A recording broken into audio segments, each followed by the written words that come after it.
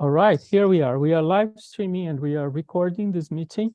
So good morning, good afternoon for most of you, good evening, wherever you are in the world. This is our sixth session of the course Tools for Post-Conflict Urban Recovery in Ukraine. And this session is called Design Tools for Resilient Residential Neighborhoods.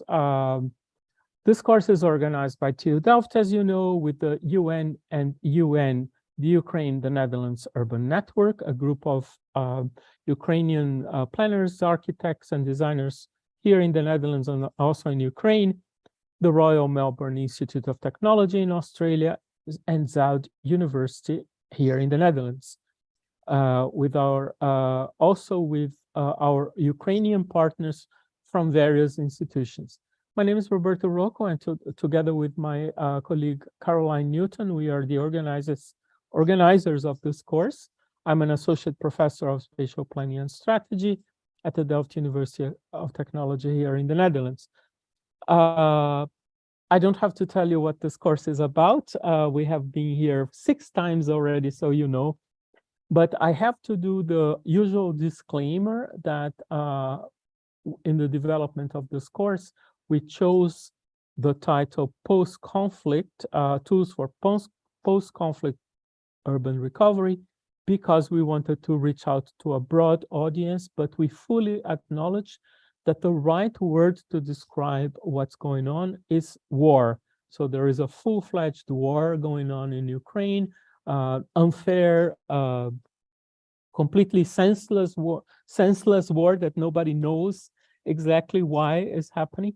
And we think it's important to use the right word to describe what's going on. The title of this session, as I said, is Design Tools for Resilient Residential Neighborhoods. And today with us are my dear colleague, Nelson Amorim Mota. Nelson is Associate Professor here at Delft University of Technology. He holds a professional degree in architecture and an advanced master in architecture from the University of Coimbra in Portugal, and a PhD from the Delft University of Technology. Nelson is a founding partner of the architectural office Comoco Arquitetos, winner of the Portuguese National Prize for Architecture in Wood in 2013. Is the author of the book Arquitetura do Cotidiano, The Architecture of the Everyday, and he is one of the organizers of the MOOC Global Housing Design. I'm going to put the link to the MOOC in the chat in a few seconds, which is an award-winning MOOC. For those who don't know, MOOC is a massive online open course. It's an amazing course that Nelson has organized. And today with us is Igor Tishenko, I hope I pronounced it correctly, who is an urban researcher and planning analyst from the New Housing Policy Institute.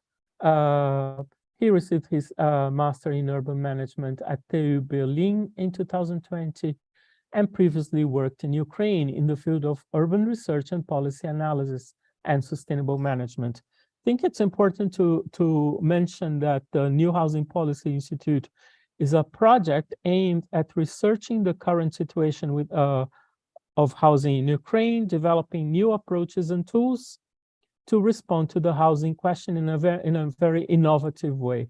I'll put the link to the Institute in the chat in a few seconds as well. Now, thank you so much, Nelson and Igor, for being here today with us. And by the way, I forgot to mention Pablo Goroshovsky, who is the representative of UN, who is also here today. Maybe, Pablo, later you can say a few words. But Nelson, the floor is yours. Thank you so much. Yes, I thought that Pablo was going to have a little space for him or not, or is it at the end? At the end, if he wants. Okay. I don't feel like taking the space, so but just go on. We'll see how it is with the time. Right. Thank you. Well, thank you so much. Well, it's with great pleasure that I'm joining this excellent initiative, and so I would like to thank Roberto and Caroline and Pablo for inviting me to participate. And so, well, I know the three from different walks of life, so to speak, let's say, and it's really a pleasure to be here. But of course, also to try and join these collaborative efforts to address some of these pressing issues that are going on. And indeed, as the title of the session already suggests, maybe there's a small specificity in this session, which is this focus on design. And I'm also very happy to have been to team up with Igor, with whom I've met just a few days ago. But I think he will also bring the specific Ukrainian framework to this session, and then I will take it from there to sort of expand it to a broader scope and try indeed to engage with you as much as possible. So as you could see from the invitation email, we asked you to do some homework and to watch those 3 videos. They were not that lengthy. You can also always put the 1.5 times speed if you want. So the idea is that today we dedicate the time for discussion rather than for us lecturing to you. But more on that later. But I just would like to ask you, well, if you have a cell phone, and if you are not with your cell phone close to you, I would like to ask you to bring it close to you, because this will be a good, an important tool for our interaction in a few minutes. So maybe I will immediately start with just an introduction to the session, and then Igor will take over from me, and then I will come back after Igor's framework. So indeed, the first thing to highlight maybe is the word design, or design tools. That is the name that we gave to this session. So this doesn't mean that we are not going to pay attention to other issues that are more related with, say, managerial decisions or even policy making, but we will see or we'll discuss the housing issue and this goal of creating resilient residential neighborhoods from the perspective of design decision making. I also like to say that design decision-making is not necessarily only the realm of architects or urban designers. The policymakers, planners, they also design when they participate in joint co-creation processes and many other stakeholders. Now, the learning objectives are, they are not that sophisticated. So it's basically trying to engage you with reflecting a little bit more on some specific characteristics, morphological and typological characteristics of housing schemes, and help creating some sort of common ground for our conversation on housing. But then also try to think that dwelling or housing is not it's not something that is static. It's something that is dynamic. As a well-known architect and author from the 1970s, John Turner, would say housing should be seen as a verb, not as a noun, so as an action rather than just a commodity. And so it's important for us to try and understand how housing also intertwines with the social, economic, and environmental factors. And finally, we would, to a certain extent, be happy if this session would inspire you to, not necessarily as a homework, but in the back of your mind, to start elaborating what would be a design hypothesis for an inclusive dwelling community that is based on these 3 concepts that we are going to talk today: incrementality, typology, mix, and clustering. Now, before I move on with with some discussion on these 3 concepts, so we thought that it would be important just to set some background on a specific case, and the case, obviously, it's Ukraine. and to give us some historical perspective on housing in Ukraine, and obviously also the current state of affairs. So Igor, if you don't mind, I will stop share and give the screen to you.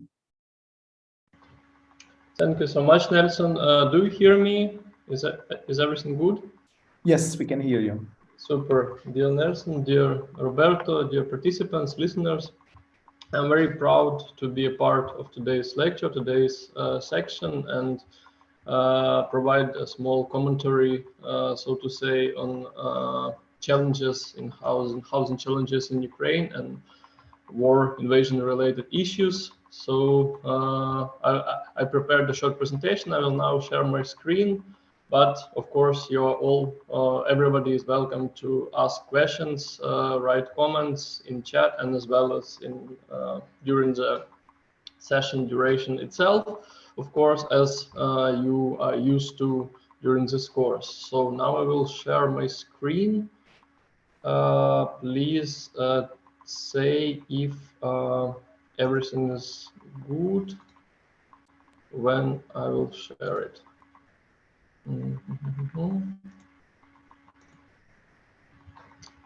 Is it working? Yeah, we can see. It's not full screen yet, but I will now it's full screen. Yeah, yes.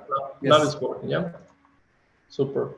So I decided to start from acknowledging limited time I have to give this introduction. I divided actually challenges into two sections, divided by time: pre-war housing challenges in Ukraine, I will be brief here, and war-related or invasion-related challenges. And by pre-war housing challenges, I divided them into basically two blocks: policy and financing issues, and afterwards land use, spatial planning, and so to say design issues relating to the objectives of the course. So, but started from policy and financing, so for you to imagine and to see how challenges are originating in past dependencies from socialist time, or in policies, market-driven mechanisms, and so on, that are forming that form housing issues of contemporary Ukraine. So basically, as you probably know, most of population, pre-war population, and definitely also now, most of the population assumes that basic tenure option is home ownership, and this originates from the wholesale and giveaway privatization of housing stock after the fall of Soviet Union after 1991. So it was a policy, actually a state policy, to dampen the effect of fallen and dilapidating socialist economy and transition to market economy, to give away actually those who lived in flats and housing units became home owners. But the issue was, and it's still one of the major affecting factors, that this privatization was uneven, and basically people like my parents, my friends, and so on and so forth, and majority, like 93% actually, of population of Ukraine, they own housing units, but not houses, not multi-apartment housing blocks. And homeowners associations, this abbreviation HOA is for homeowners associations. Those in Ukraine know them as OSBB, so associations of owners of multi-apartment dwellings. So people owned, after these challenges, people started owning units but not blocks, not huge houses, and this led to so-called privatization trap, because homeownership became the major model for development and housing management and procurement of housing finance, and of course of state role, or rather I will say state withdrawal from provision of housing, from one side. From other side, it led to a challenge of dilapidation of housing stock, because the buildings itself and majority of population of Ukraine live in multi-story apartment buildings. First of all, I'm talking about urbanized population of large and medium-sized cities, and those were not owned, which led to dilapidation and such challenges as energy inefficiency and wider environmental spectrum of challenges.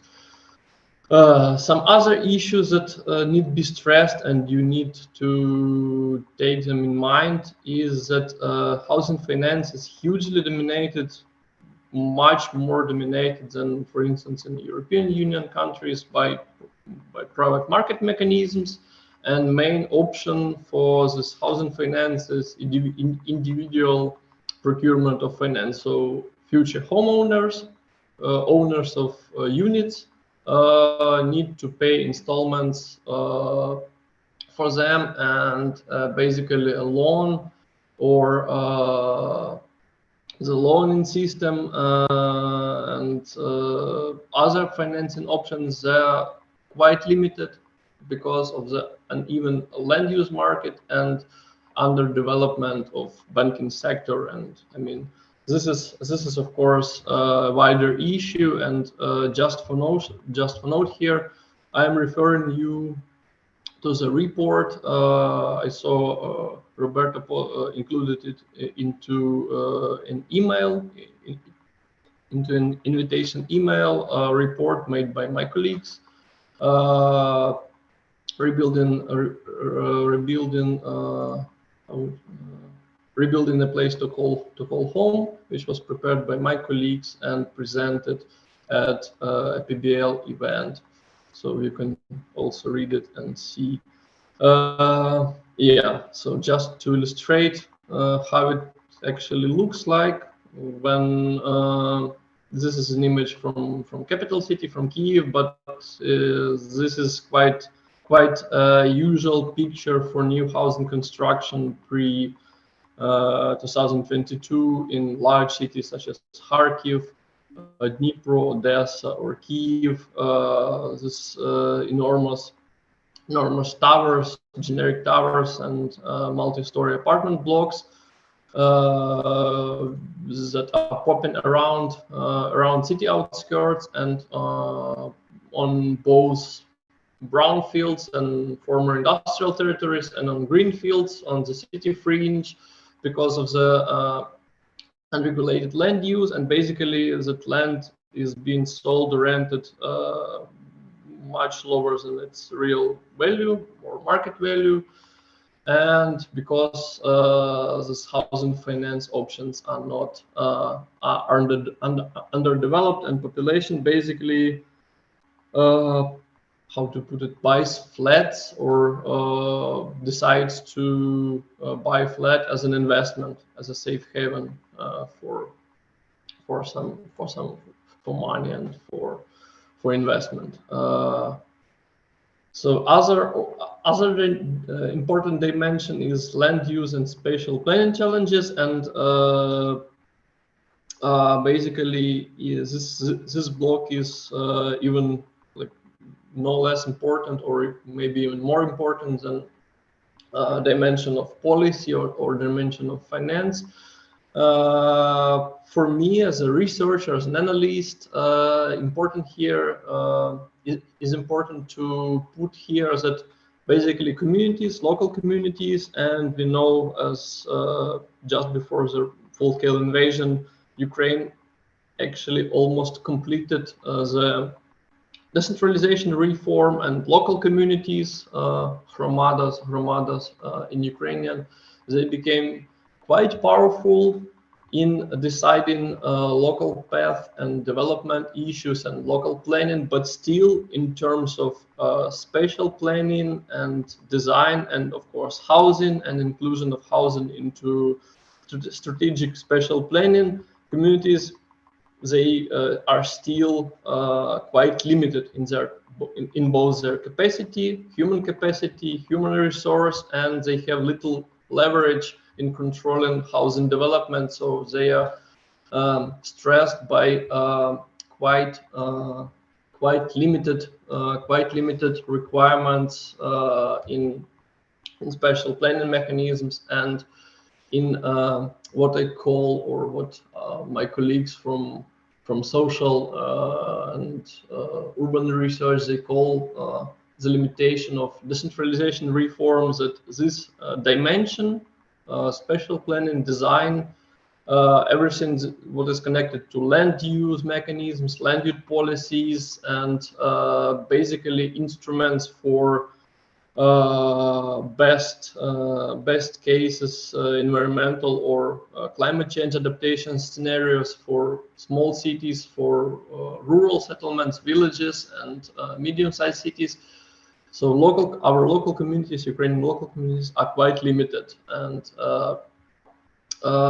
this is also corresponds with the lack of planning policies and instruments itself, because I mean there are basically a limited number of professionals, of people who know how to include environmental climate challenges, such challenges as for instance construction and demolition, waste procurement and waste management, into long-term policies for land use, for urban development. So communities lack mechanisms, communities lack incentives, they lack capacity, human capacity, and they lack basically leverage in terms of laws, in terms of regulations. So they are under constant pressure by state, by large private actors such as agricultural companies who rent agricultural land around rural settlements, around small cities. They're limited in their capacity by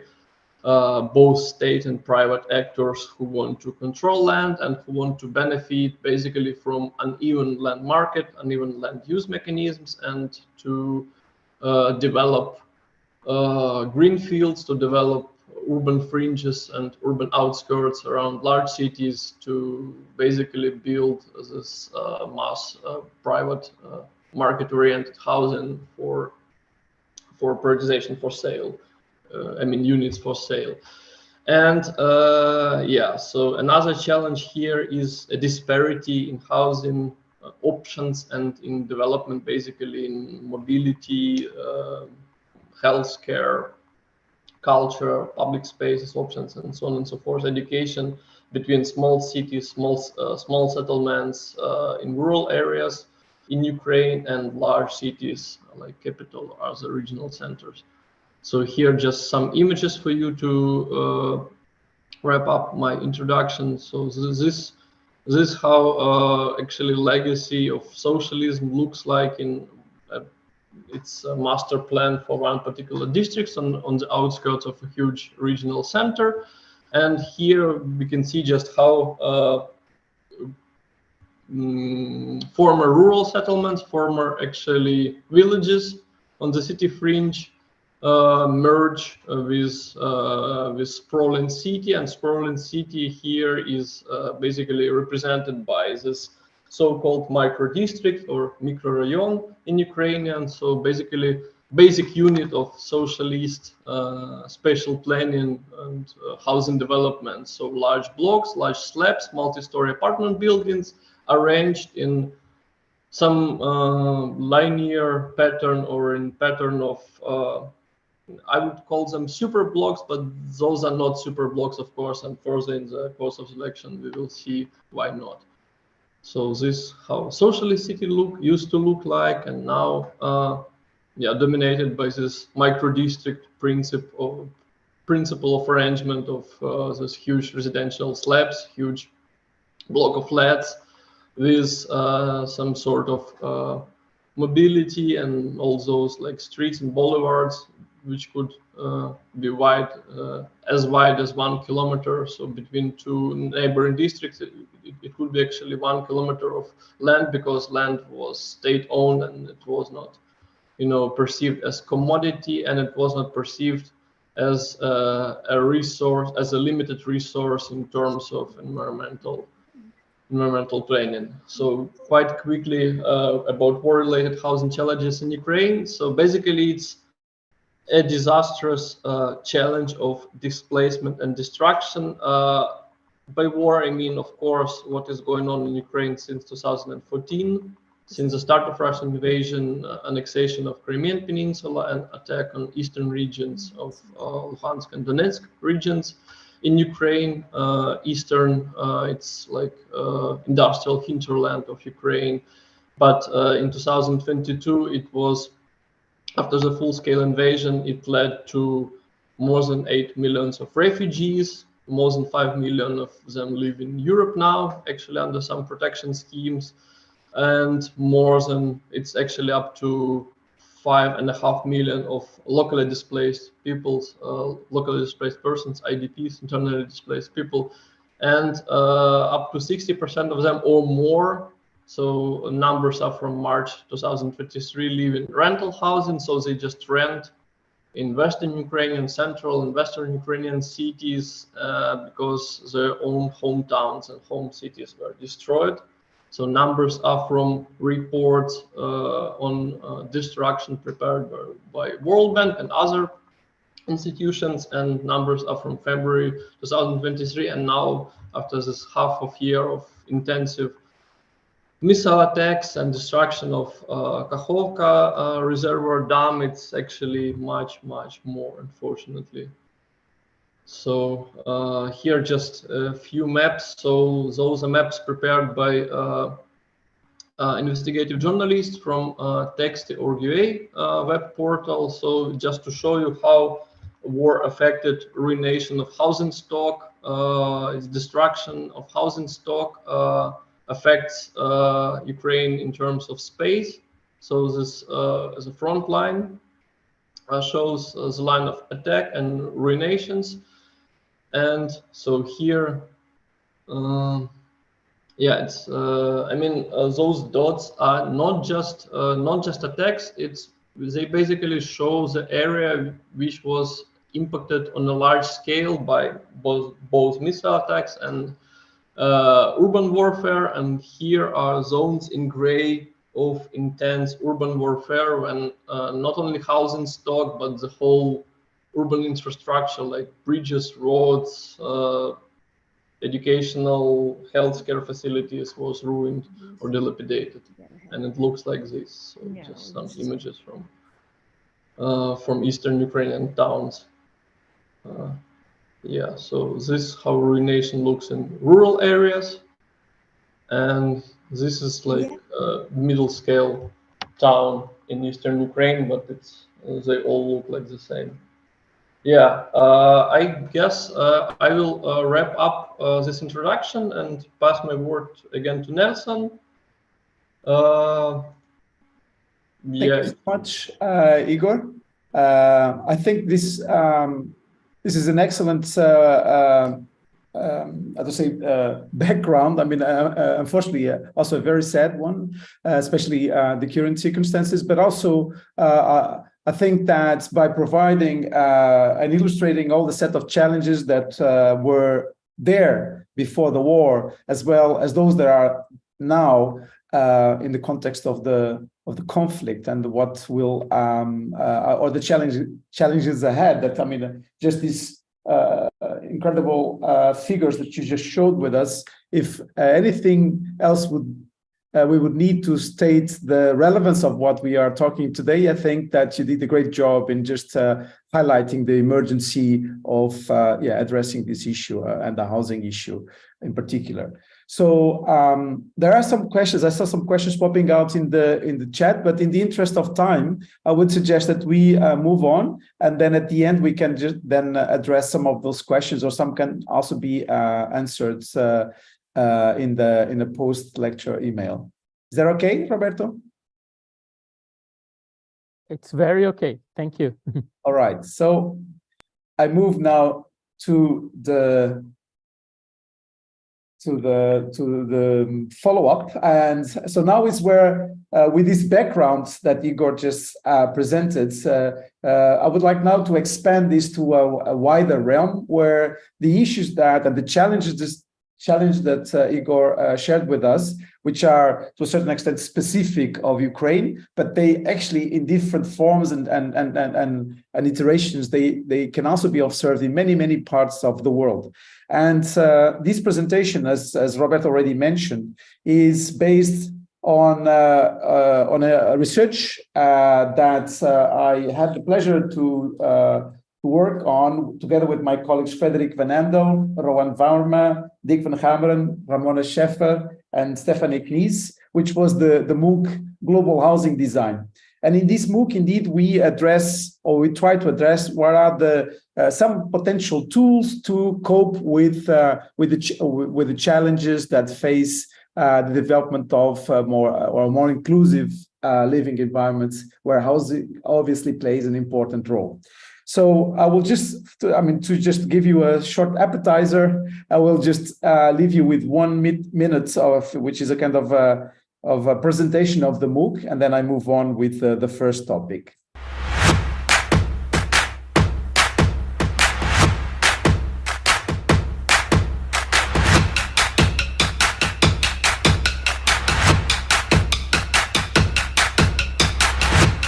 I think we have a very different notion of house, place, dwelling, and life.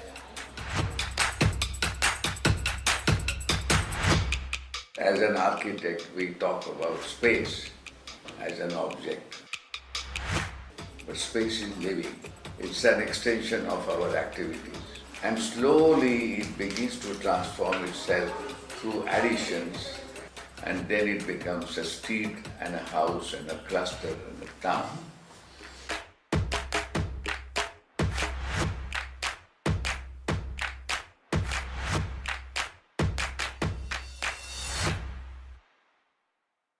Right. So I saw already in the chat that at least one person has been enrolled in the MOOC. So I'm sorry for you, because today probably will hear some of the things that you have been following in the MOOC. But for the others, I hope that this can still be some sort of novelty. So there are 3 key tools that we have synthesized in these 3 words: incrementality, typology, mix, and clustering. I hope that you are now familiar with them after watching the videos. If not, I hope that then this session can bring or shed some light on those. But maybe just as a quick summary of what each of these means to us.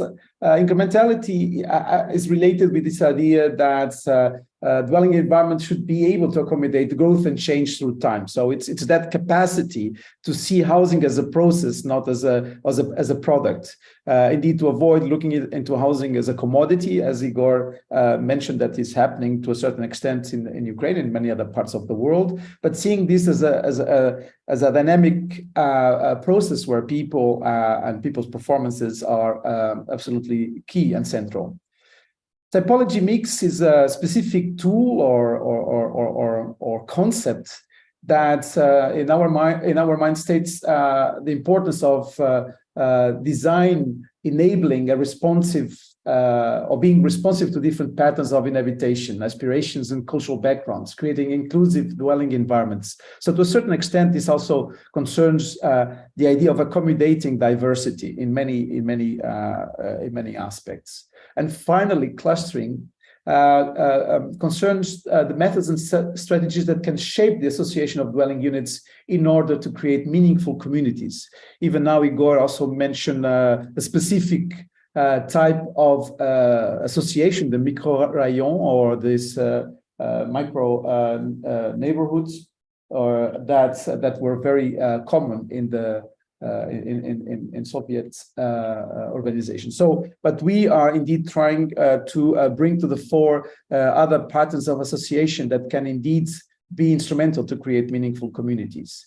Now, we are going to do this, we are going to discuss each of these with a little bit detail, and I will really invite you to participate in this discussion. So you will actually be a key part of this discussion. But now I'm going to just illustrate how each of these themes can be well, unpacked or can be highlighted in terms of specific design decisions. These design decisions always, or in these animations I'm going to show to you, they always address different scales of the built environment. They go from the scale of the whole neighborhood all the way down to the dwelling units. So we have selected 3 case studies, one for each concept. So we will now start with the case that illustrates the concept of incrementality. So this case is the Aranya township built in India and designed by Balkrishna Doshi, the architect that you saw in the teaser video just a few minutes ago. And it was developed in the 1980s. Although Aranya's funding agencies, the World Bank and HUDCO, promoted a sites and services approach aimed largely for the economically weaker section and lower income groups, they were also keen on a design that could reduce construction and infrastructure costs that would be affordable enough for the urban poor without any external subsidies. Based on the study of informal settlements documented in the book How the Other Half Builds, Doshi and his team set out to create a variety of dwelling types that could evolve over time. These ranged from sites with a service core to sites with a service core and a plinth, to sites with a service core, a plinth and a room. Depending on the income group, these varied from small plots of 32 square metres to even as large as 600 square metres for bigger buildings. This variety allowed for people to choose an option that suited their needs and financial capabilities the best. And within these plots, residents have the possibility to extend their dwellings over time, creating streets and neighbourhoods of incredible varieties. Here, a staircase gives access to the first floor, which can be sublet, and creating a veranda allows for the possibility of starting a small business. A small backyard can be used as an additional storage space or for cooking, and balconies and terraces provide additional outdoor space that one can use throughout much of the year, considering the climate of indoor. To foster a greater sense of community and social interaction, Doshi introduced another scale between that of the sector and the individual dwelling unit. Described in his words as a cluster, this scale borrows a concept similar to the poles of Ahmedabad. This spatial order consists of small, semi-private spaces that act as safe play areas for children and provide an appropriate setting for social, domestic, and even small-scale economic activities. At the scale of the cluster, the house plots themselves are designed with climate in mind, with a vast majority of them arranged north-south to reduce solar radiation on the building facades. And again, like the designs for the town centre and sectors, the design of the clusters are informal that help break the monotony and rigidity typical of so many mass housing schemes.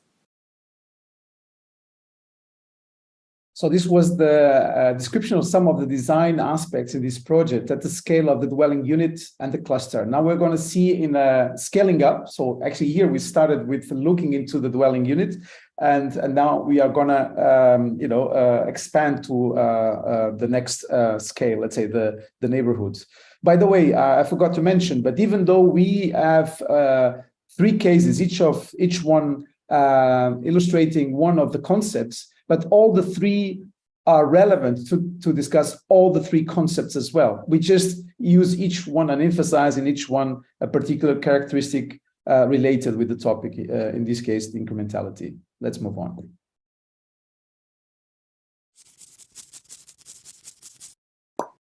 Located alongside a national highway about 6 kilometres from the centre of Indore, the site for Aranya measures approximately 1 square kilometre, or nearly 100 hectares. Designed as a mixed-use township, Aranya is planned with the location of a town centre at the heart of its site, linear in form in the tradition of a typical Indian bazaar. Along this central spine, roughly 15 metres wide and staggered in plan to discourage intense vehicular traffic, the township's various community and commercial activities are placed, such as schools, playgrounds, shops, and banks. From this spine, 6 arterial roads emerge, all roughly 12 metres wide, that divide the site into 6 sectors, each defined by a clear boundary of roads that helps create a sense of security and identity. Designed to accommodate between 7,000 and 12,000 inhabitants, each of these sectors contain a mix of income groups that range from economically weaker section to middle income group plots, with the exception for Sector 6 at the southeast corner that was earmarked for higher income groups. A key design feature at the sector level is the narrow continuous strip that occasionally bulges out to accommodate various other social facilities and amenities, such as kindergartens, play areas, and informal shops. Each of these community spaces is combined with open spaces to allow for multiple and intense uses of land, and are planned to encourage and sustain a viable community. Another interesting concept introduced at this scale is the system of pedestrian pathways that cut the sector roads orthogonally. Varying between 1.5 to 7.5 metres, these streets and pathways are punctuated regularly with small public squares, known in India as chowks. Despite these rich spatial hierarchies, it's worth noting that Doshi's designs eventually led to total savings in road lengths of more than 5% when compared to the IDA's initial proposal. So this was, I hope that this illustrates some of the aspects that characterize this notion of incrementality. So now is the moment where you should pick your cell phone and please, I hope that this works, please point to that QR code, or otherwise you can also go to Menti and enter that code 4197, and I will then organize. I need to start so I will stop share for a minute, and now. Okay, can you put it again? Because yes, sure. So, sorry, I just need to. Yeah, I have to start it. Yes. So I will write the.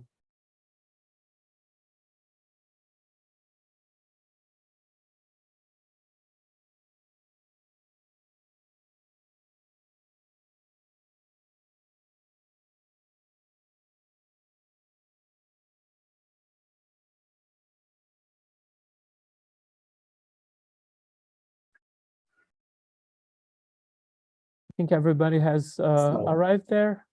Yeah. So I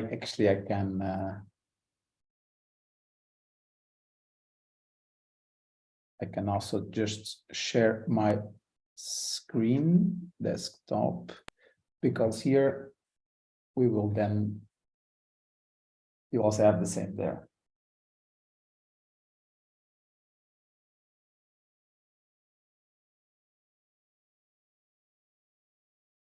Okay, now, so probably some of you are still joining.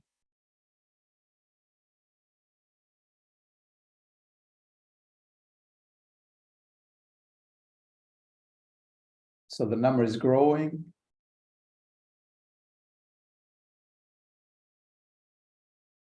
Nice avatars.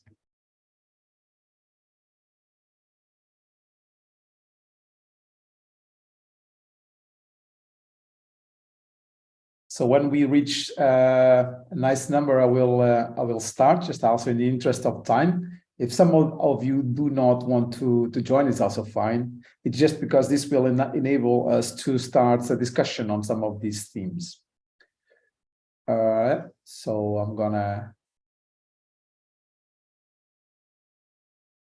79.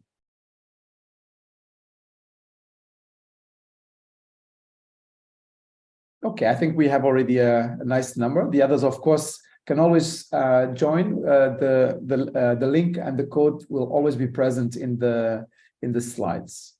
So so this is obviously a small challenge, and the first one has to do with a certain historical background to the notion of incrementality. So historically, the popularity of incremental housing approaches often coincides with times of economic growth, times of political stability, times of scarcity of resources, or dictatorial political regimes.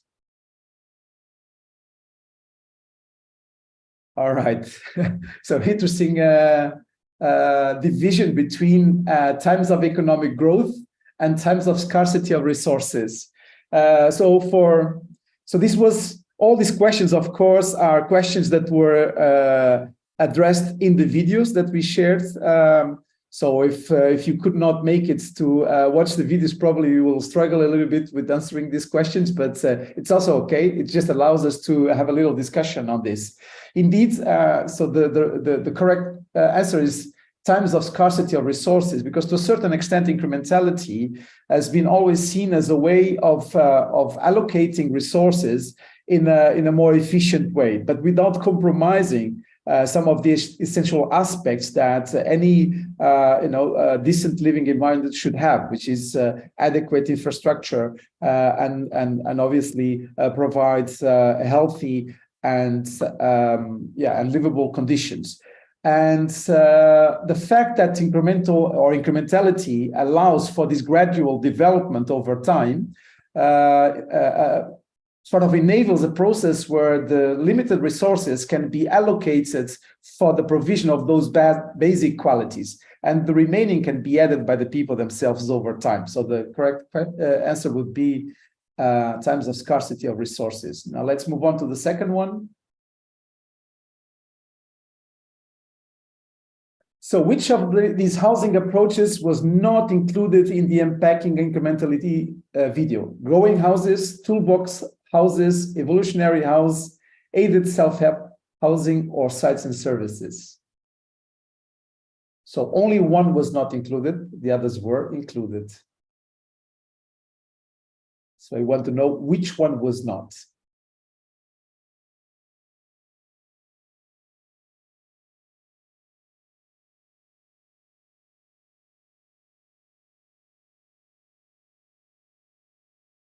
Very good. So here the majority got it right.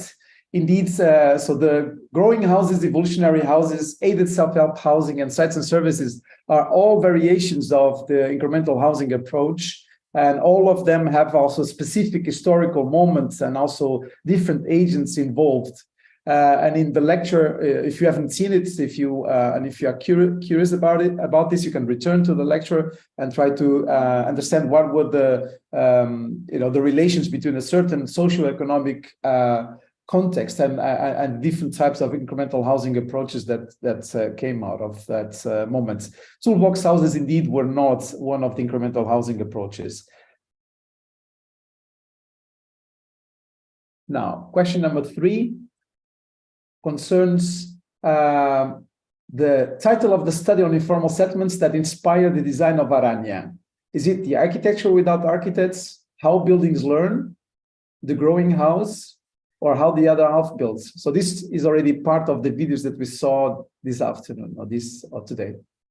So this should be, I hope that this should be easy. So as you can see, you have always 30 seconds to answer.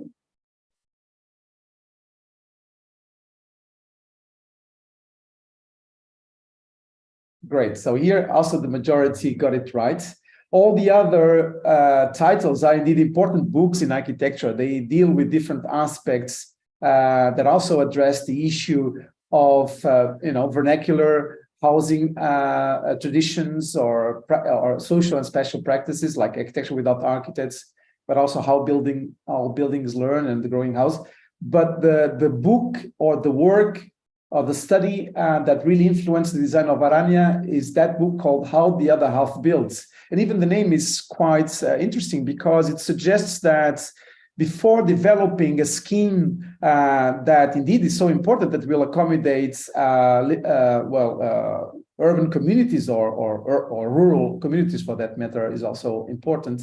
So these researchers spent some time looking into the slums of Indore, try to understand how people actually live, and extract from that study let's say the fundamental aspects to then develop the project.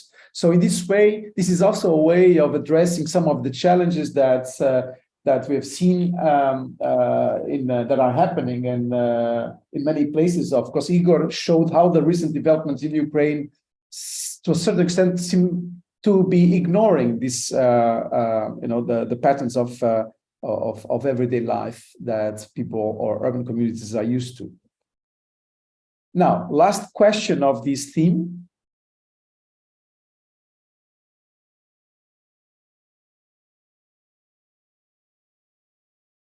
So Iran is divided in 6 sectors, but the typical sector of Iran is characterized by allocating a single income group, allocating only middle and high income groups, or allocating a mix of income groups.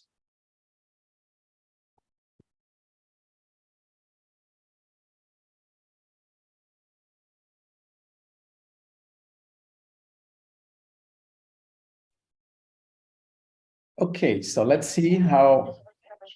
Indeed, this was overwhelmingly correct. And this is already something that actually connects with the next topic, with typology mix, but is also important to take into account in the design that design can also be instrumental to enable a social mix, let's say, or a social economic mix.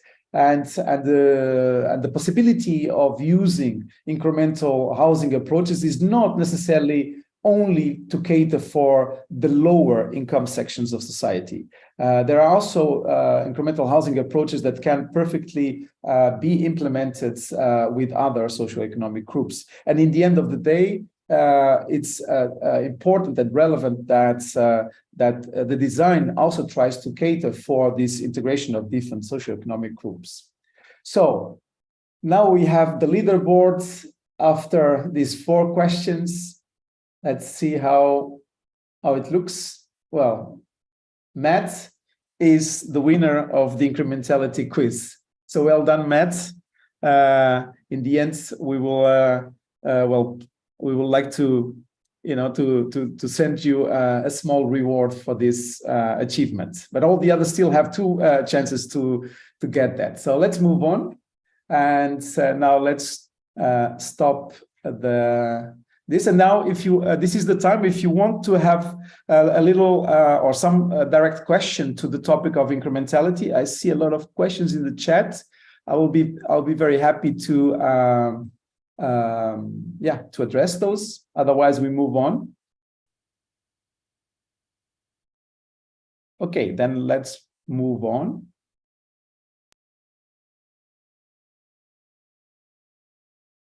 Now, the second concept is called typology mix. And the case study is Shushtar New Town in Iran, which was designed in the late 1970s, early 1980s by Kamran Diva. Again, let's go through the different scales. Located just across the Karun River, about 2 kilometers from the ancient city of Shushtar in the southwest of Iran, the site for Shushtar New Town measures approximately 2.3 by 1.4 kilometers, or nearly 200 hectares. Kamran Diba planned a linear pedestrian spine, fluctuating in width, that would connect the new town to the old city. Unfortunately, the pedestrian bridge was never built. A network of main roads connected to the bridge and bus terminal in the south provides car access and is designed to encourage the inhabitants to move in the direction of the social spine, consisting of many squares, lush gardens and fountains. Various public buildings and commercial activities are grouped along the east-west pedestrian boulevard to stimulate social interaction. The car is segregated from community life as much as possible, therefore all parking is concentrated in strategic areas. Construction started in 1976, and part of the first phase, which was planned to function as an autonomous neighbourhood and to accommodate about 4,200 inhabitants, was more or less completed in 1978. The pedestrian boulevard and a north-south axis subdivide the neighbourhood into 4 urban clusters. The main meeting point, which connects the 4 living quarters, is provided by a taller building with 4-storey walk-up apartments around an enclosed square with shops and tea houses. To foster privacy and neighbourhood activity, automobile traffic is prohibited in the residential areas, and a hierarchical system of pedestrian streets and alleys encourage inhabitants to move towards the social spine. To create a specific identity, 3 of the living quarters contain a public function, like a bathhouse, a kindergarten, and a neighbourhood mosque, which is set in an angle to the grid to punctuate the dense residential fabric. Shushtar was capable of integrating people from different income groups, although designed primarily for employees of one single firm. A mix from many variants of 1- or 2-storey patio dwelling types, with 3 to 5 rooms, are mixed in each of the living quarters. 2-storey apartments with 4 dwellings each are built along the wider street fronts to emphasise the main routes and create shading. So in this case, we started with the scale of the neighborhood, and now we move to the scale of the cluster and dwelling. For Kamran Diba, high-rise building is incompatible with creating a humane community. Therefore, in Shushtar Newtown, he used a low-rise dwelling type inspired by the traditional architecture of Shushtar. Plot sizes are identical and measure 180 square metres, with few exceptions to create smaller houses at the end of some blocks. All types of dwellings have a courtyard that functions as an open-to-the-sky room and reflects the cultural identity of Iranians. As in a typical courtyard house, the inhabitants can move around the courtyard to avoid or welcome sunshine. In each of the houses, 2 zones with different privacy levels coexist: the private familial area, the Andaruni, and the area reserved for exterior social relations, the Biruni. These zones are linked through the courtyard. Contrary to the Western notion of the house as an agglomeration of different rooms with particular functions, such as living room, dining room, or bedroom, in Shushtar the concept of the room as a flexible unit was used. Relatively large multi-purpose rooms enclose the courtyard and are potentially divisible. They size an average of 5 by 5 metres, fitting the Iranian way of life. And moreover, all dwellings have a roof terrace for sleeping. The uncomfortable stigma of low-income housing has been avoided by the provision of units that are able to accommodate growth through time. Neighbouring dwellings also allow for eventual combining units into bigger dwellings. In this way, economic, social, and architectural growth is accommodated within the existing fabric. The massing of each of the living quarters is a parallel arrangement clustered along narrow streets following the traditional models of Iranian architecture. Because of the east-west orientation of the streets, the houses face either south or north, which is an orientation that helps shading and allows the houses to catch the prevailing north wind. The back-to-back rows of houses are placed in a rectilinear pattern for a rational installation of infrastructure, but different planned irregularities, such as difference in street levels, setback of facades, and first floors bridging over the street, break up the monotony of repeating units. A private sense of public space is created in front of the dwellings where the houses literally meet the street. This realm is the intermediate space between private and public and can be seen as an extension of the dwelling, where children play and parents chat and interact with the neighbours. From here, the narrow, treeless, brick-paved streets lead to transversal alleys which open up for small squares and playgrounds and eventually lead to the lively, verdant spine.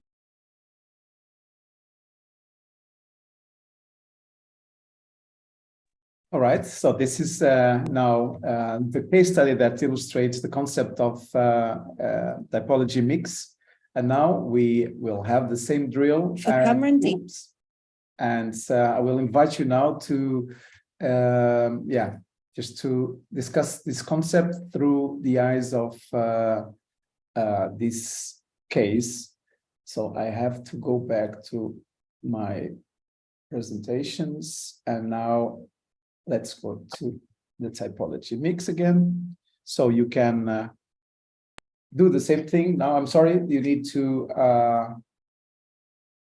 scan, because this, we cannot just join with the same code. And with this, we will have a little opportunity also to discuss some of the key aspects of typology mix. As you could see also in this project,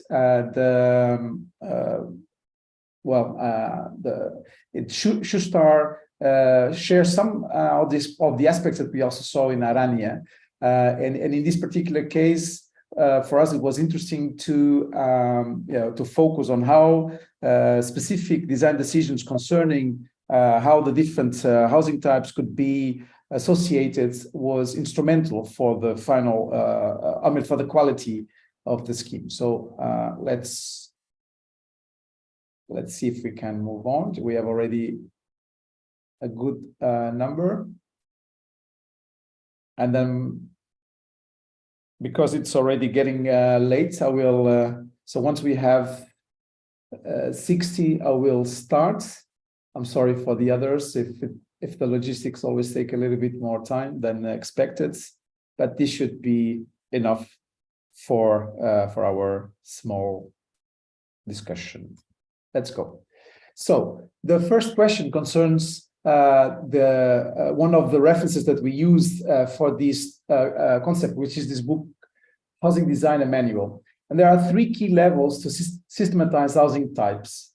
And you have 4 possible answers. So we want to ask you which one is not included. So this is a bit tricky, but so 3 are seen as levels to systematize housing types, but 1 there is not. So the urban ensemble, the overall configuration of the residential building, density, or special organization of the dwelling. Yeah, so the correct answer was density. Urban ensemble. So the 3 others that are there are actually correct because this concerns different scales that are important to take into account when we think about typology.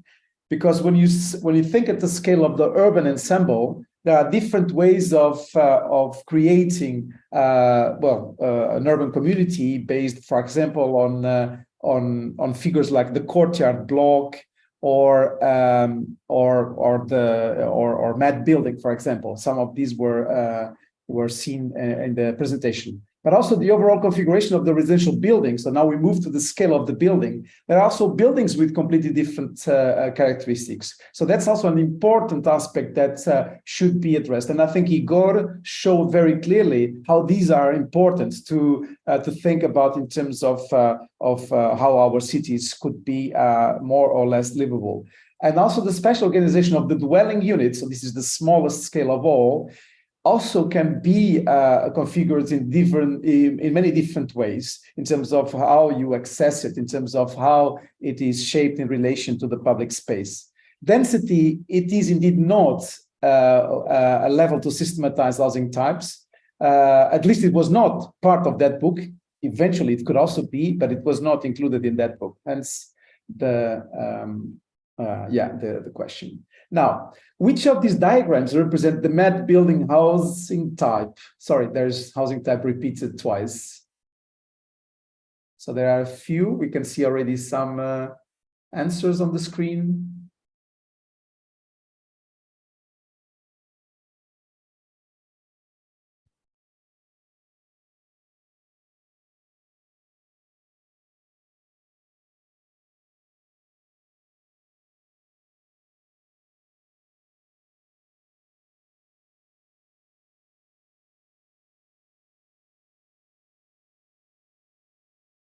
Okay, I think that we should have more or less received all the votes.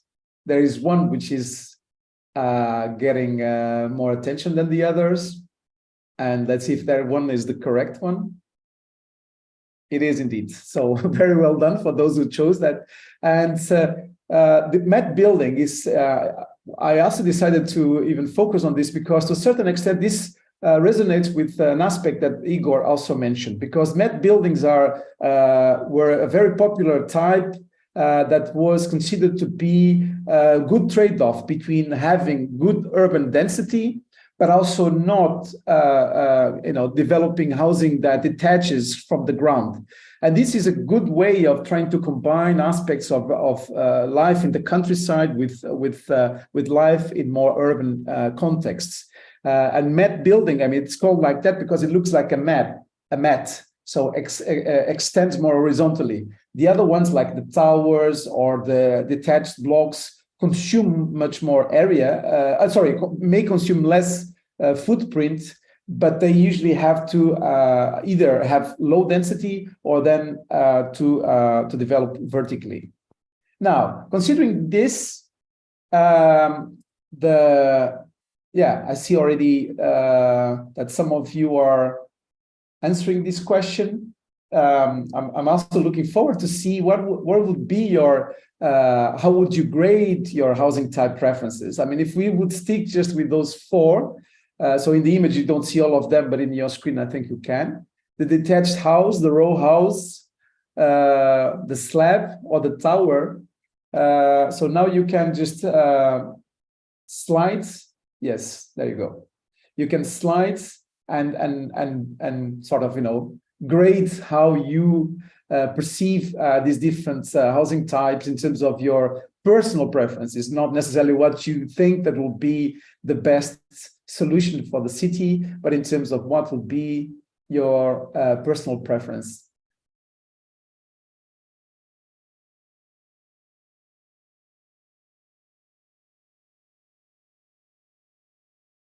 So this one doesn't have, of course, a right or wrong. It's just to try and, let's say, take the temperature of the room in terms of housing type preferences. Because again, this the interesting aspect of this is to try and see to what extent each of the different types is also related with a specific preference in terms of lifestyle. But of course, also some of these preferences have consequences. Some of them consume more land. Some of them can indeed be less prone to be used in affordable housing systems, let's say.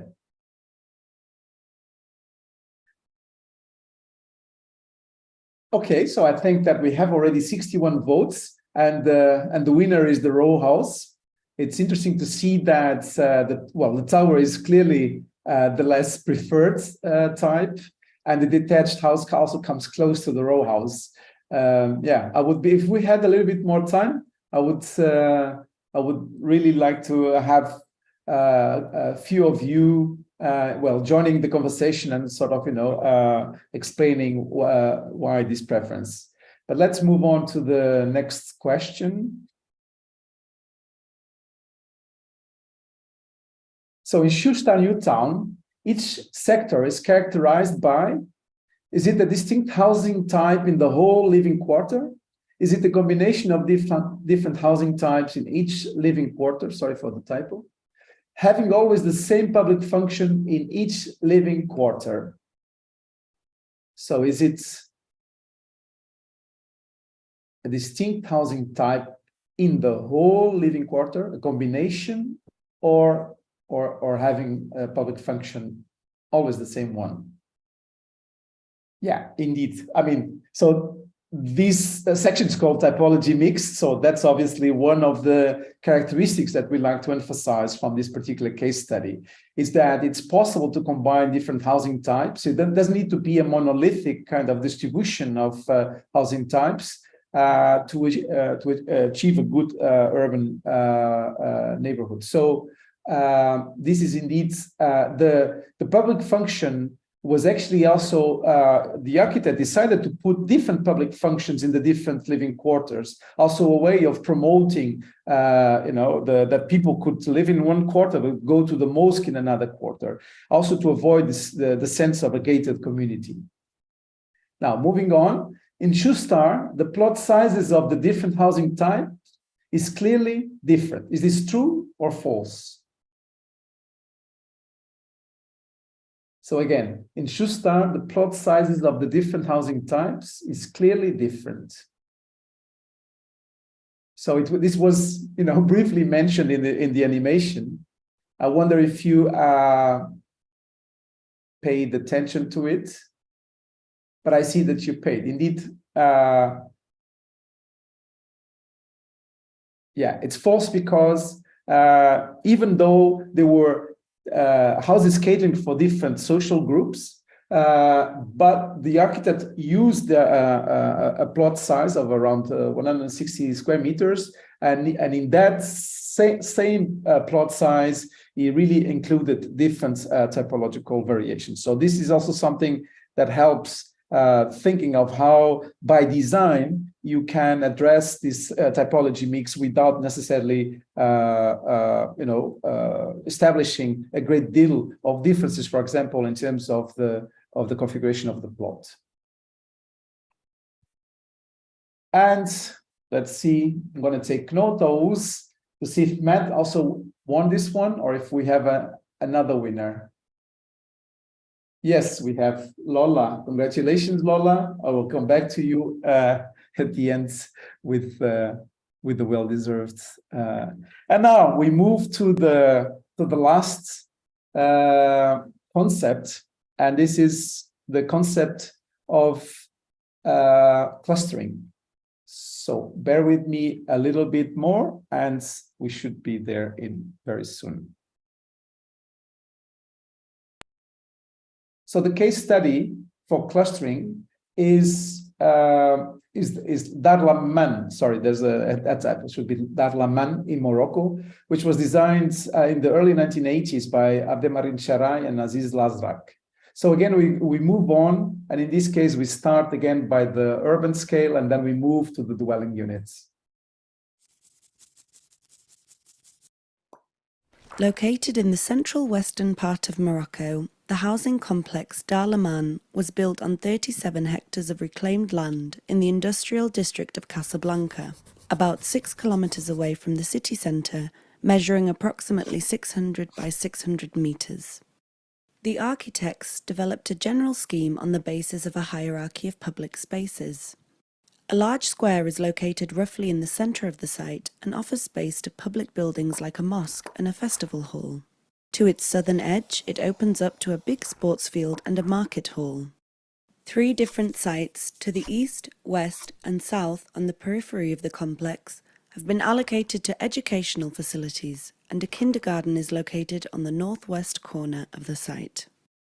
The perimeter of the square is formed by 6 housing clusters, also called dars, deriving from the word for traditional Moroccan houses for 1 or more families, with shops, markets and cafes on the ground level. On the periphery of the site, housing is provided by a meandering parallel row of attached apartment buildings. The site is accessible from the south and the northwest by the main road which connects the township to Casablanca and the highway. From here, a loop road, located immediately at the backside of the 6 main clusters, gives access to the centre of the community. This road is the only vehicular route inside the township and is linked to the so-called service yards by short dead-end streets. A service road, connected to the main and access roads, encircles the site and gives access to the more private yards at the back. Parking is provided in the service yards, but nowadays the other yards and also the cluster's courtyards are used for parking as well. Construction of the 4,022 dwelling units and their facilities started in 1981. For its time, a very sophisticated computer-aided design and construction management model was used, allowing for the project to be completed in only 30 months, 2 full months ahead of the targeted time, and providing housing for 25,000 people. Moreover, the actual costs for the construction were 15% less than estimated. The architects created 2 main different neighbourhood atmospheres. The central area is pedestrian and has commercial and public functions in the plinth. Streets are formed by 2 adjacent clusters and are treated as market streets or souks, with a variety of shops targeted at the whole community. They are marked with gateways created by adding an extra room on the 2nd floor to the 2 dwelling units on both sides of the street. This connection not only forms a strong focal point for the entrance of the souks, it also symbolises a sense of unity between the clusters. Arcades on the ground level provide shade to the sidewalks, and alterations in form and colour give every cluster in the central area its own identity. The second neighbourhood atmosphere is created by the meandering living quarter, which is car accessible. Service yards contain small shops and functions like bathhouses and are more targeted on the inhabitants living around the yards. Although this area consists of one almost continuous row of parallel apartment blocks, the meandering layout creates distinct living quarters with different characters. So now we move to the scale of the cluster and dwelling. Dalaman consists of 4 to 5 story high apartment blocks and presents a large variety of options in the arrangements of dwelling units within the Dar. You can find corner dwellings, gateway dwellings, and variations of dwelling types per floor. Units on the upper floors sometimes project to the outside with 1 or more rooms. This feature provides a tremendous range of choices in floor plans. To further expand the floor plan variations and to break the long facades, an alteration of loggias is applied on every floor. In total, around 90 different dwelling types are provided, and each of these have 5 possible arrangements to respond to the variety of needs of the inhabitants. Hence, the resulting variety is virtually limitless. Dwelling units have either 3 or 4 rooms. Fitting to the Moroccan way of life, the kitchen is moved away from the entrance of the dwelling and is separated from the guest space. Every unit has at least 2 orientations that allow for natural ventilation and lighting. Dalaman was planned for low-income workers, craftsmen and lower-level civil servants, which were mostly newcomers to the city with a rural or nomadic background. The architects therefore focused on creating groupings of dwellings or clusters, integrating traditional patterns of Moroccan villages with a rich and continuous network of pedestrian streets. All housing blocks are an arrangement of 2 rows of attached apartment buildings separated by a pedestrian street. This street can be reached by openings in between the housing blocks, and each opening is capped with a simple arch to mark this entrance. From here, open staircases with communal balconies provide access to the apartments. They are facing each other and slightly pop out of the facade, making it a space for social interaction. The pedestrian streets are narrow and are therefore naturally shaded and cool. Here, children can safely play outside and neighbours can meet. The sequence of public, semi-public and more private spaces, combined with a refined clustering of apartments throughout the plan, created a balance between the concern for the individual user and the need for effective planning of large housing schemes.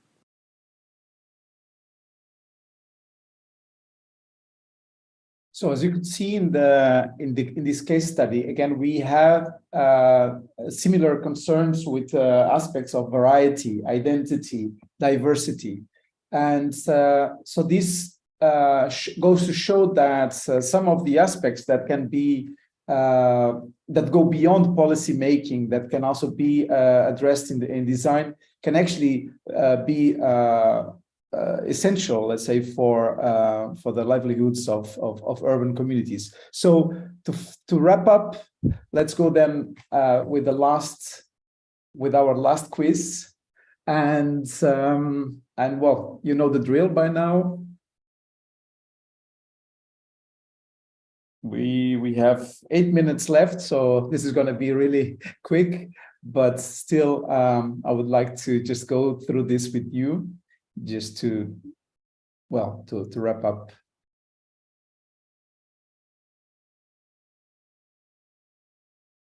And again, you can also see that the quality of the design may influence, or some of the qualities and characteristics the architects put in the design do not necessarily mean that you have to have expensive materials or a huge diversity of building types to achieve a sense of identity and also to promote some diversity in the living environments. The clustering is indeed an aspect that can make sense of certain limitations in terms of resources, but through design enable a sense of identity. But more on this very soon, because I think one of the questions addressed this, so I don't want to open too much on that specific topic. Now, starting with this question, in housing design, clustering is a strategy to avoid the rubber stamping approach, gentrification of urban residential areas, or stigmatization of social housing neighborhoods.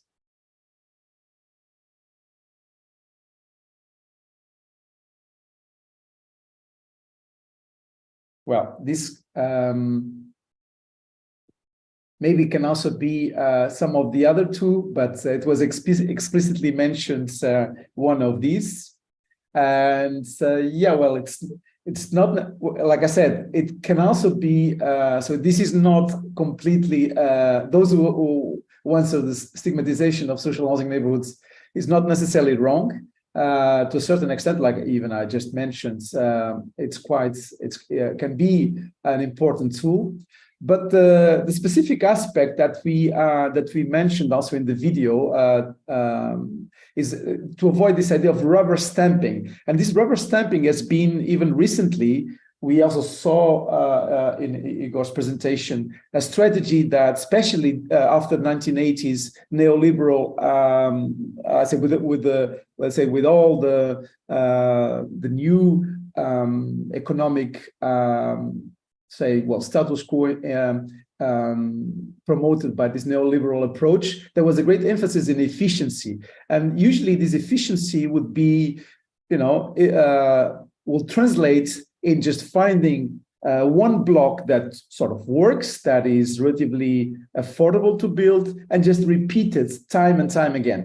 Rubber stamping, in the sense like as if it was like a stamp that you just keep on repeating. And clustering is indeed a strategy to avoid that by bringing, let's say, the fundamental components, bringing them together in a meaningful way. Now let's go to the second question. And this question concerns, a concept that Dutch architect Aldo van Eyck brought about.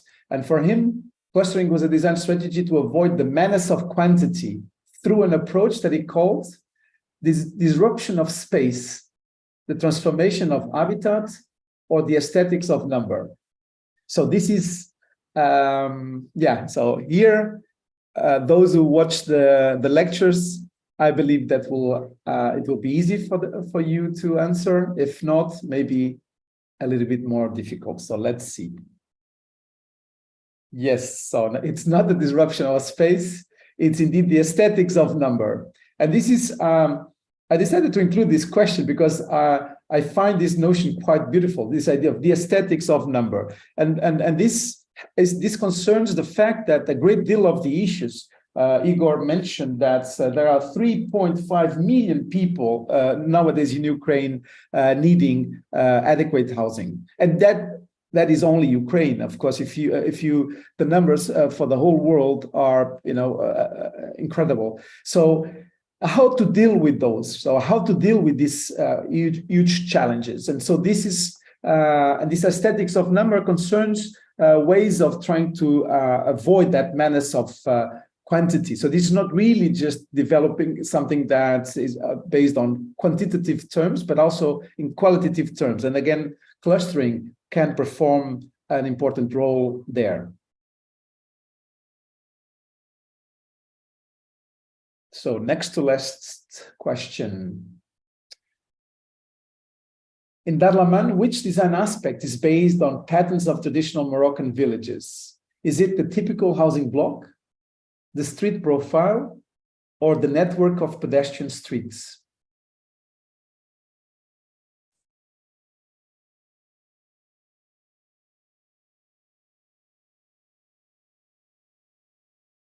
Okay, let's see. Oops, that was too quick. Here we go. Well, great. So this one, the majority got right. Indeed, this is also important just to emphasize, as I also mentioned in the previous concept, that you don't need to always constantly reinvent the wheel. And a great importance should be given to understand these vernacular social spatial patterns of urban life or rural life, for that matter, is also relevant. To try to understand these patterns of inhabitation. And in this case, they drew inspiration from for the network of pedestrian streets from traditional Moroccan villages. So actually, the typical housing block was very different from the traditional Moroccan villages, and the street profile was also quite different. But the network was indeed inspired by tradition, but then, of course, reinvented and re-articulated. So let's go to the final one. several elements were included in the design of Darlaman to create floor type variations. How many were there? By how many floor type variations were there? 10, 50, or 90? I think that this should also be fresh in your minds from the animation we just saw. Let's see. Oops. Yes, so it was 90. So we could see in the animation all those little dots popping out. And this is also something I just wanted to emphasize, that with smart design decisions, with small elements that can be incorporated in the design, could be a loggia, could be a small variation in height, or in the position of a certain element, you can indeed have a good trade-off between efficiency, because you also need to develop fast and to deal with the housing shortage that is so big. But on the other hand, you can also cater for all that diversity, and that's what Darlaman also provides a great example of. So let's see who will win the awards for the clustering quiz. Claire. Claire from Claire. Claire. Okay, so this is it. Now the goal. Now it's 7:30 exactly. My initial goal was to give now just some sort of some minutes to discuss to what extent these three concepts and the way that they were illustrated and briefly discussed with, let's say, guided by the questions in the quizzes. To what extent do you think that these concepts could be useful in the context where you are, or indeed in the case of Ukraine and in the case of the reconstruction? So I don't know how this works, but I mean, now we reached our limit. I don't know, Roberto, if there is some. I think if people want to, we can use for 5 minutes more, but I would suggest that people who want to speak raise their hands so we can have an orderly conversation. In the meantime, as I agreed with Igor, so Igor could also take the lead in this discussion and maybe suggest, to what extent you let's say, what is your perception on how aspects related with the concepts that we discussed today could be relevant to address the challenges that you shared with us at the beginning of this session.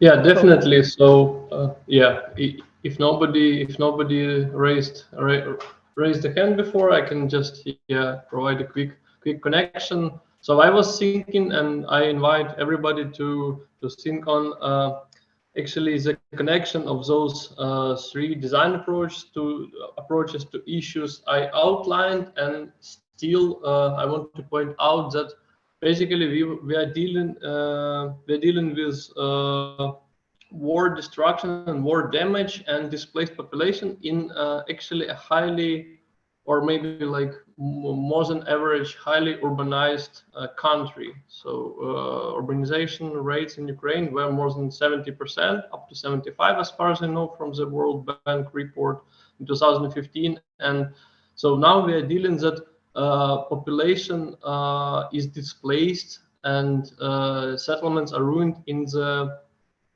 the mostly urbanized districts and regions of Ukraine. So it's central, eastern, central, south, industrial hinterland with this network of mostly developed in 30s and 50s during socialist industrialization, but also before it, district of سگ بود کلا امروز دیگه سگ بود گفت کنت پیش رفتی.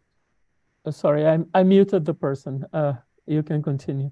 No, I will just finish quickly. So I was thinking and invite everybody to think about how actually we could.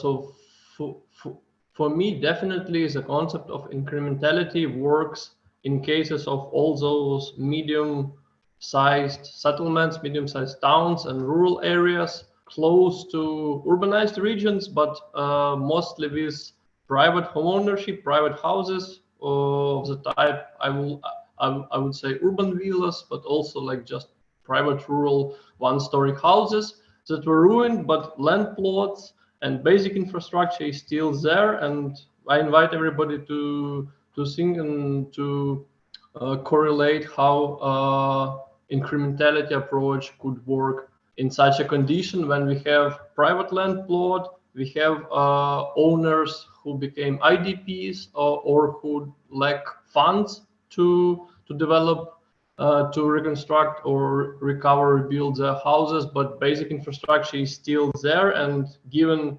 some initial investment, given some incremental investment, this livelihood, those whole settlements could be reconstructed.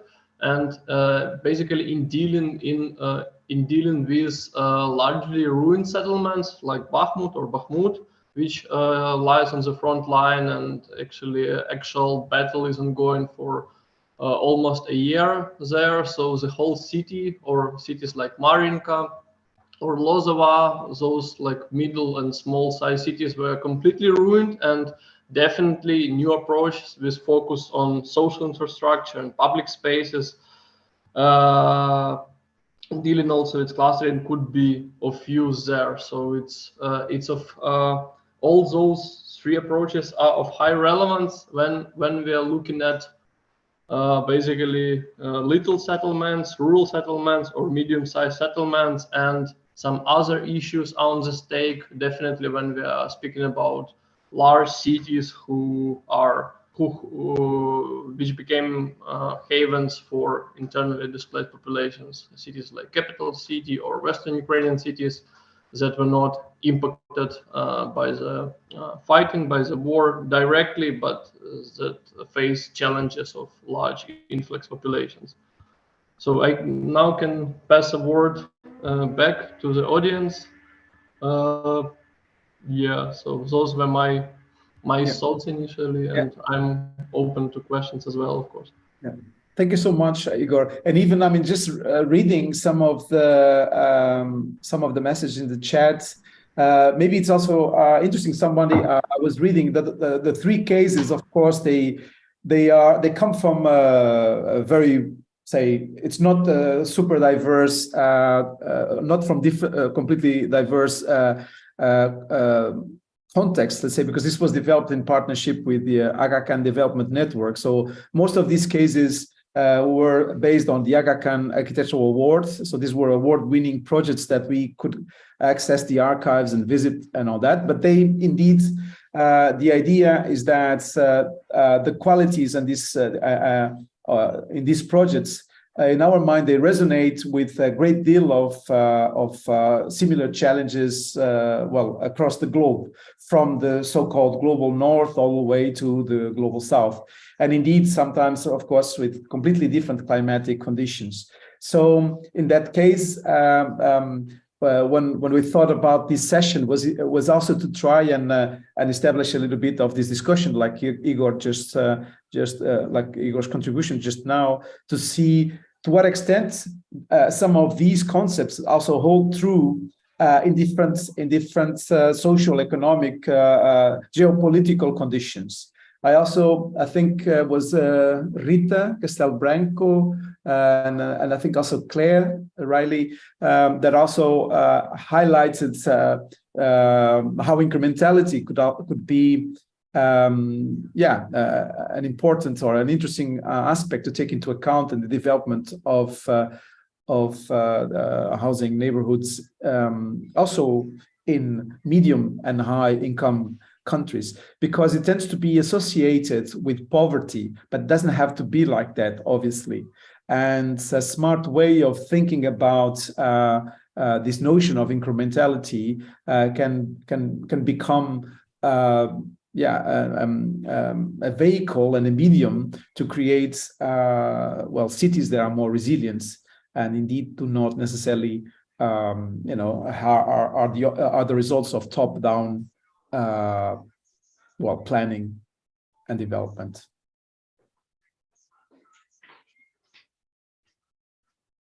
Yeah, there's also a nice and interesting comments by Ujela, I think, that highlights the importance of thinking about pedestrian spaces as respected and celebrated as a public good. I think this is an excellent remark. It was not explicitly, well, let's say, singled out, but of course it was mentioned in many of the aspects, and that is indeed another component that tends to be forgotten. Also, this gives me the leeway, or not the leeway, I mean the segue to also to emphasize this, is that housing design is not really about the design of housing blocks or dwelling units. So housing should be always understood as a relatively complex and diverse set of elements that comprises public space, that comprises also collective and public amenities, and all these projects. So I think all these projects sort of illustrate that, in all the presentations. I think we emphasize also the importance of the location of amenities and how places where the children could play safely were absolutely key and fundamental for the performance of that project. So indeed, it's also important to understand that housing is not about the design of one-off buildings that could look fantastic and could be featured in the covers of magazines and all that. It's really about thinking of housing as a more systematic process that also includes a very complex set of elements, including and definitely as a central element, public space and pedestrian areas. I think we need to conclude, if you don't mind. We are already 10 minutes past. Yes.